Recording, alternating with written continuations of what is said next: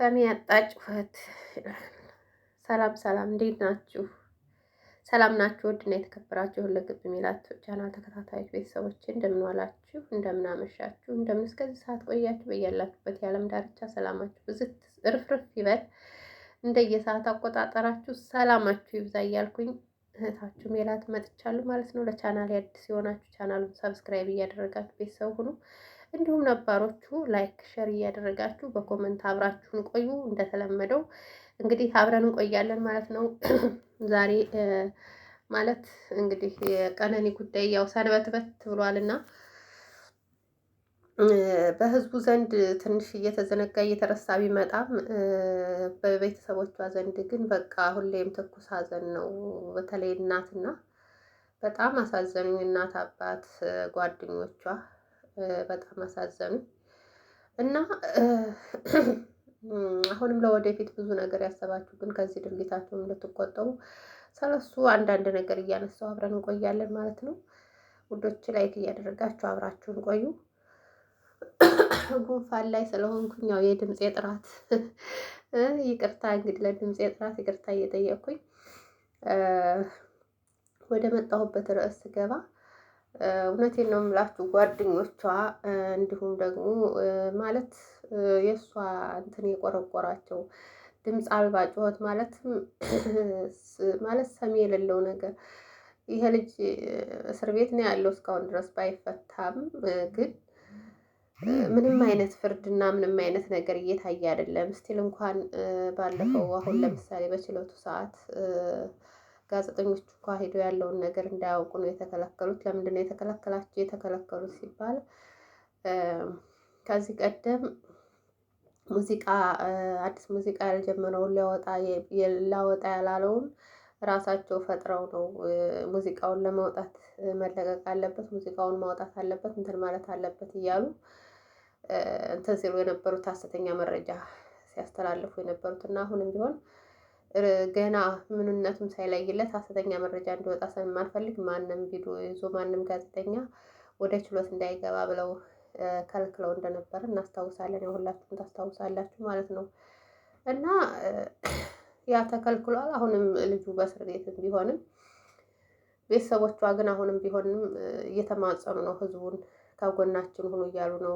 ድምፅ ሁኑን እያሉ ነው። እያለቀሰች ነው እናት። እውነት አይታችኋት ከሆነ መቃብር ቦታ ሄደው አባትም እናትም ግን የእናት አንጀት በጣም በቃ ተጎድታለች። ታውቃላችሁ፣ ማቅ ለብሰው ነው ጓደኞቿ፣ እናቷ፣ አባቷ እና አሳዘኑኝ እንደው ሳያቸው። እውነት ገብታችኋል። የእግር እሳት ነው የሚሆነው እንደዚህ አይነት ሞትና ለቤተሰብ ላለ ሰው በቃ ልጃችን እውነት ሰው ገሏት ነው፣ እውነት ራሷን አጥፍታ ነው፣ እውነት በምን ምክንያት ይሆን ምክንያቷን እንኳ ሳትነግረን ታሞ እንኳ ሞቶ ታውቃላችሁ። ይህንን ብሎ ሳልተናገር ወይም ሳይታመም በፊት ያሳለፋቸው ምቅ አርጎ በውስጡ ይዞ ከሞተ በኋላ እንዲህ እኮ ነበረ ብለው ሲሰሙ እንዴት ነው የምትናደሩት? ምን ነው እያለ ብሎ ይህን ነገር አውቄ በነበር፣ ምን ነው ከጎኑ ሁኜ በነበር፣ ምን ነው ጠይቄው በነበረ፣ ምን ነው ትላላችሁ። ግን እሱ ነገር የምንለው ያ ሰው ካለፈ በኋላ ነው። ሳለ እኮ አናስታውሰውም፣ ትዝ አይለንም። እኛም ለዛ ነገር ቦታ ሰጥተን አንጠይቅም። እና እነሱም አሁን የእግር እሳት ነው የሆነባቸው። ታውቃላችሁ ልጃችንን ተጠግተን እውነት ተመችቶሻል፣ ጥሩ ሆኖ የኖርሽ ነው፣ እንደዚህ አለመወያየት ነው። አንዳንድ ጊዜ እናት ጓደኛ ናት፣ እናት ሁሉ ነገር ናት። እናት ትባላለች እና ሚስጥራችሁን እንኳን አትደብቁም። እና የሆነ ነገር ከባላችሁ እንኳን ጋር የሆነ ነገር ብትሆኑ የሆነ ነገር ሄዳችሁ ለእናት ነው ብዙ ጊዜ እንትን የምትሉትና አሁን ግን ይች ልጅ በምንም ምክንያት ያልታወቀ አንዴ ደብዳቤ እንትን ብሎ አንዴ እንደዚህ ብሎ አንዴ እንደዚህ ብሎ ብቻ የተለያየ ሐሰተኛ መረጃ ነው እየወጣ ያለው እንጂ ትክክለኛ መረጃ እየወጣ አይደለም።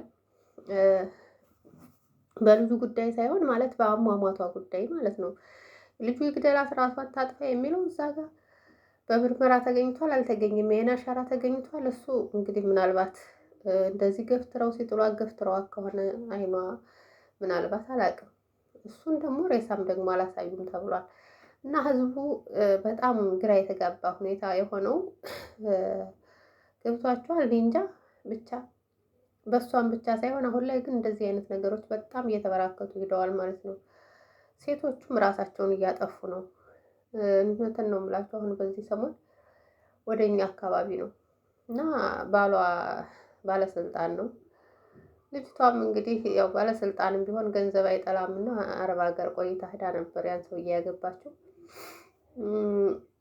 ከአረብ ሀገር መልስ ነበር ያገባችው እና አረብ ሀገር መልስ ስታገባው እንግዲህ ምናልባት ያው በቂ ነገር ይኖረዋል። ባለስልጣንም ባለስራም እንደመሆኑ መጠን በቂ ነገር ይኖረዋል ብዬ አስባለሁኝ። እኔ ማለት በሰው ነው የሰማሁት እና ያቺ ልጅ እንግዲህ በምን ምክንያት እንደሆነ ጓደኛዋ ናት ለእኔ የነገረችኝ። ምክንያቱም ራሷን እንዳጠፋች እንዲህ ብላ ራሷን እንዳጠፋች ሰው ተስፋ እንደቆረጠ ሁሉም ተስፋ እንደሌለው እዛ ጋር የሚኖረው በቃ በተለይ እንጃ በሴቱ ጉዳይ ምናምን ብላ ትነግረኝ እንዴት እንደዚህ ታደርጋለች ነው ያልኩት። እኔ ገብቷቸዋል። አላዘንኩላትም ራሷን ላጠፋችው ልጅ ምክንያቱም ለወንድ ብላ ምክንያቱም ከሰውየው ጋር ምናልባት የሆነ ነገር ወይ ሰውየው ከሌላ ሴት ጋር ይተው ሊሆን ይችላል። በተለያየ ነገር በዛ ምክንያት ነው ራሷን ልታጠፋ የምትችለው።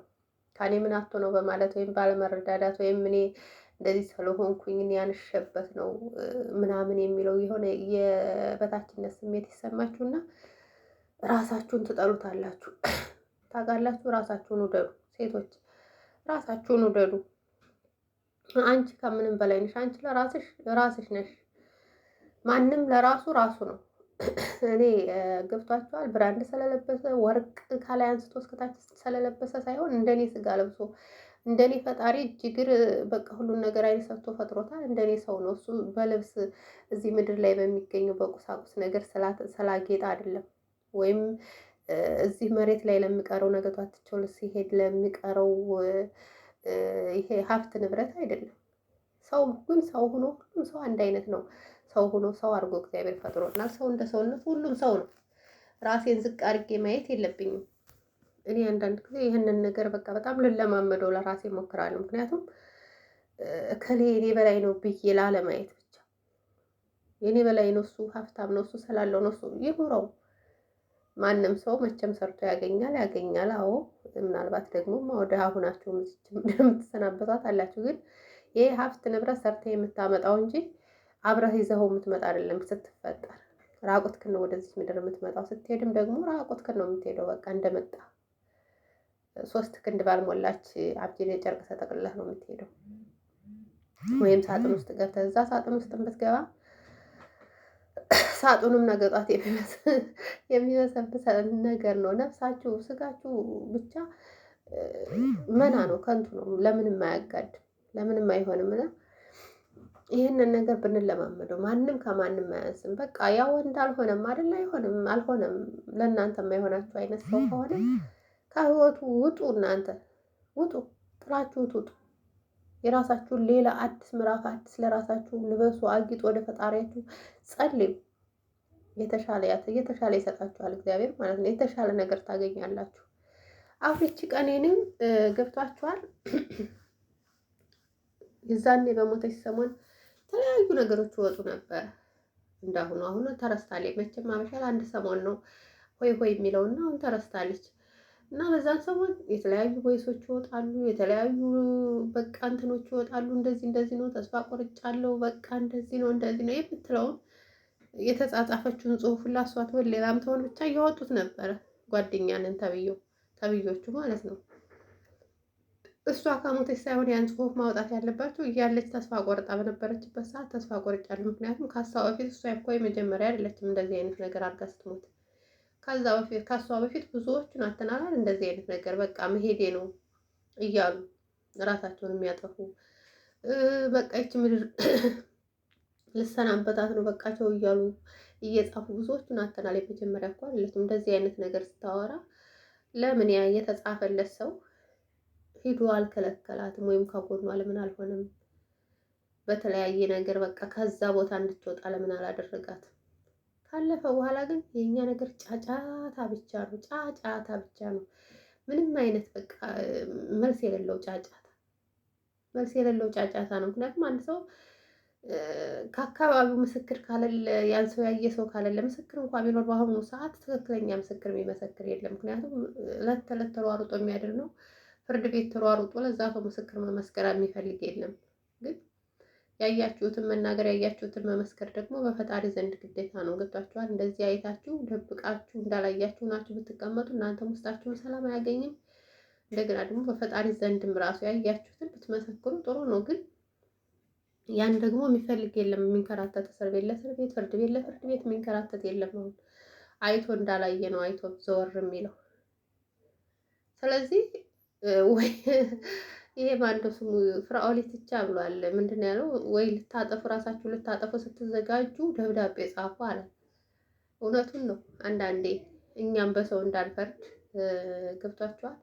እኛም በሰው እንዳንፈርድ በቃ እናንተ እግዚአብሔር እንደፈጠረኝ እግዚአብሔር ይወስደኛል የሚለውን ሳይሆን ራሴን አጠፋለሁ፣ እግዚአብሔር ፈጥሮኛል ግን ደግሞ ራሴ አጠፋለሁ ራሴን ካላችሁ ይሄ ሰይጣን ስለሆነ የሚጋፋፋችሁ ሄዳችሁም ሰይጣን ጋር ነው መቼም ከእሳት ከውሃ ከገደል እያላችሁ የምትኖሩት እና የምድሩ ምድር ነው። ብዙ ኃጢአት፣ ብዙ ወንጀል፣ ብዙ ነገር እንሰራለን። ሰማይ ቤት ስንሄድ ግን እስኪ ቆይ ተመልሼ ንስሐ ገብቼ ይህንን አስተካክዬ ልምጣ የምንልበት አይደለም። በቃ አንደኛችንን ጠቅልለን ነው የምንሄደው። እዛ ቦታ እድር ያለው እግዚአብሔር ፈጣሪ የረዳው ምናልባት ሊማር ይችላል። ግን እንደኛ ደግሞ ኃጢአቱ የበዛው አይደለም ሊማር ቀርቶ ማለት ነው። ገብቷችኋል? እና ከባድ ነው። ይህን ነገር እንትን ለማለት ምንድን ነው ማድረግ ያለብን? እንደዚህ አይነት ነገር ሲገፋፋን ከእንደዚህ አይነት ነገር ለመቆም ከእንደዚህ አይነት ነገር እንትን ለማለት ምንድን ነው ማድረግ ያለብን የሚለውን ማሰብ አለብን። እና ይቅርታ ወይ ያፈሰስኩኝ ነው። እና ይህንን ማሰብ አለብን። ይች ልጅም አሁን እንደዚህ ለቤተሰብ እንግልቱ ስቃዩስ የልጃችንን ፍትህ እናገኛለን እያሉ እነሱ በየቦታው እየሄዱ የሚያለቅሱትስ እናት አባቶቿ እኮ ስቃይ ሆና ነው። ለቤተሰብ ለወዳጅ ለወገኖቿ እኮ ስቃይ ሆና ነው የሄደችው። ምናልባት እሷ አርፋ ሊሆን ይችላል። ምን ታርፋለች? ሲጀመር ራሷን አጥፍታ እሷ ታጥፋ ሰው ከገፈትራት ምናልባት የእሷን ኃጢአት ያ ሰው ይዞላት ሄዶ ሊሆን ይችላል። ትክክለኛ እንደተባለው ራሷን አጥፍታ ከሆነ ግን እሷም እዛ ስቃይ ላይ ናት፣ ነብሷ ማለት ነው። እዚህም ደግሞ ያሉት ቤተሰቦቿ መጀመሪያ መከራ አይተው አሳድገው አስተምረው ለዚህ ደረጃ አድርሰው በመጦሪያቸው ሰዓት እሷ በምታገለግላቸው ሰዓት እንደገና ደግሞ ሌላ ስቃይ ትታላቸው የሄደችው።